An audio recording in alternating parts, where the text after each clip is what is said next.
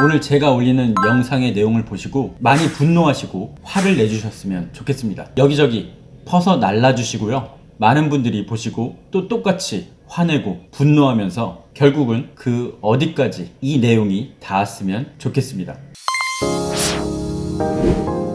전세 보증 축소 얘기입니다. 전세 보증 축소. 결국 피해자는 세입자분들이 될 거고요. 세입자분들의 양손에 남은 건 결국은 썩은 사과입니다. 이 양손에 쥔 펜은 결국 안 좋은 거라 우리는 최선을 선택할 수 있는 게 아니라 차악을 선택할 수밖에 없습니다. 신선한 사과가 아닌 둘 중에 덜 썩은 사과를 골라 먹을 수밖에 없는 거죠.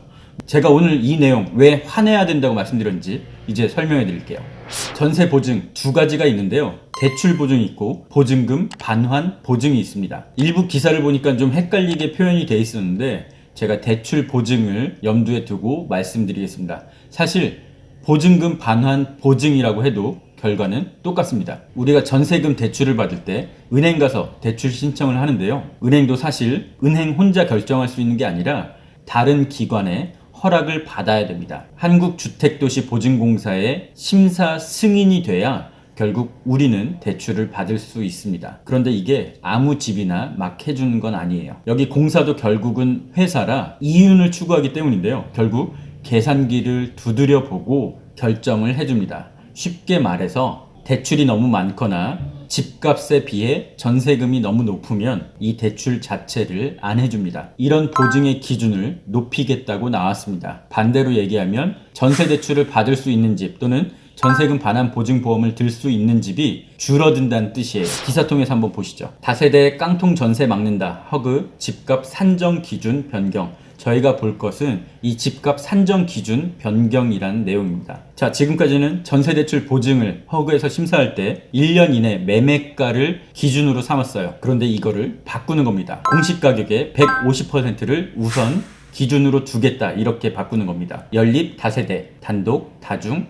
다가구 주택에 대한 기준을 높이겠다는 얘기인데요. 다른 기사로 한번 보시죠. 빌라 전세대출 보증 때 매매가보다 공시가 우선한다. 11월 15일 전세대출 보증심사 신청건부터 변경된 가격 산정 기준을 적용하기로 했습니다. 연립 다세대, 다중 다가구 이런 집들은 공시가격의 150%를 최우선 기준으로 삼는다는 얘기예요. 이렇게 되면 무슨 일이 벌어지냐면 전세대출 보증을 받을 수 있는 집들이 줄어드는 겁니다. 예를 들어 같은 집이라도 지금까지는 2억이 됐다면 이제 공시가격으로 산정을 하면 1억 5천, 1억 2천으로 줄어든다는 얘기예요. 그러니까 당연히 전세 대출을 받을 수 있는 집들이 줄어든다는 뜻이겠죠. 사실 이번 대책은 어느 정도 예상을 할 수가 있었습니다. 이미 기존 언론 통해서 슬슬 밑밥들이 깔렸었는데요. 이런 기사들 최근에 많이 보셨을 거예요.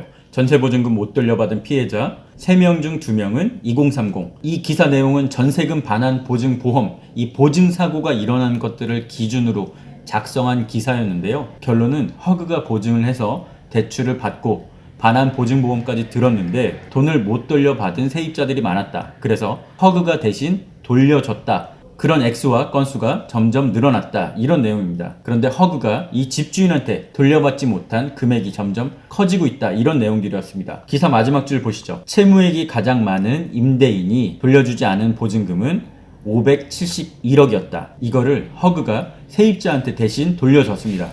그런데 허그는 이 씨한테 1억 5천만 원만 받을 수 있었다는 겁니다. 이런 기사들을 통해서 어느 정도 밑밥이 깔렸었죠. 임차인들은 당연히 피해갔는데요. 임대인이 떼먹은 돈을 회사가 먼저 세입자한테 돌려줬습니다. 이 회사는 임대인한테 청구를 하고 있는데 그만큼 계속 받아내지 못한다는 내용이죠. 제가 회사라고 말씀드리고 있는데요. 공적인 역할을 하는 보증회사인 거예요. 일종의 보험회사인 셈이죠. 아무튼 이 회사 자체가 너무 피해가 크다 보니까 이대로는 안 될 것 같다는 생각을 했습니다. 그래서 많이 고민을 했겠죠.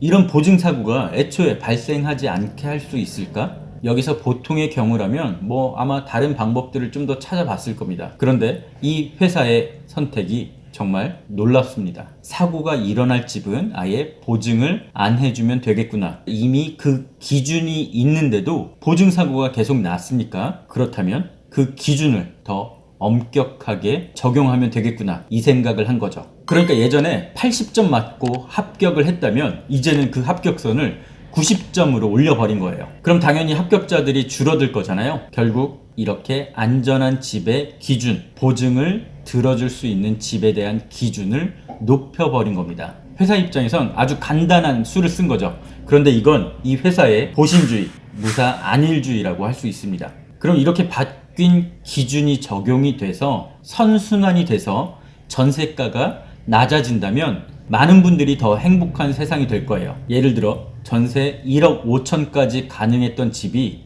이 기준이 바뀐 뒤에 1억까지만 보증보험이 가능해졌다. 그럼 답은 간단하죠. 1억 5천에 내놨던 집을 집주인이 1억으로 낮추면 아주 간단하게 해결될 문제입니다. 근데 이게 안 되잖아요. 어느 집주인이 이 대출보험, 반환 보증 때문에 전세가를 내리려고 할까요? 그럼 세입자 입장에서 생각해 볼게요. 나와 내 가족들이 살만한 집, 살 수 있는 집은 크기, 위치 등을 고려해 봤을 때 전세가 최소 1억 5천이 갑니다. 그 정도 되는 집을 구해야 내가 어느 정도 삶을 살 수가 있어요. 그런데 보증에 대한 기준이 바뀌었으니까 1억 5천 집 말고 1억짜리 전세로 가면 되겠습니다. 사실 이거 될까요? 안 되죠. 그런데도 난 꼭 이사를 가야 해. 다른 대안이 없어. 그러면 내게 남은 선택지는 두 개밖에 없습니다. 대출을 적게 받거나 보증보험을 안 들거나 또는 월세로 가거나 이렇게 두 가지밖에 없을 겁니다. 이 양손의 쥔패가 차선을 선택하는 게 아니라 우리는 차악을 선택할 수밖에 없습니다. 둘 중에 더 싱싱한 사과를 골라 먹는 게 아니라 덜 썩은 거를 고를 수밖에 없는 거죠. 아주 일부, 극히 일부의 땅 주인, 빌라 컨설팅 업체, 무책임한 갭투기꾼, 관련 부동산, 감정평가사, 그리고 명의를 빌려주는 바지사장. 거기에 더 나아가서 살고 싶은 집이 모자라게 된 배경, 살만한 집이 줄어든 여러 가지 정책적인 요인들, 전세 가격이 올라갈 수밖에 없었던 여러 가지 요인들을 다 짚어봐야 될 겁니다. 그래서 저는 오늘 단순히 이 공사만을 탓할 생각은 없습니다. 결국 이 공사는 공공기관으로 나라의 세금이 쓰이는 곳이니까요. 다만 이렇게 공사 한 곳의 단편적인 대책이 아닌 보다 좀 더 포괄적인 문제 해결 방안이 나왔으면 좋겠습니다. 그래서 여러분께서 이 문제를 많이 공감해 주시고 환해 주시고 많이 공유해 주셨으면 좋겠습니다. 지금까지 구틴이었습니다.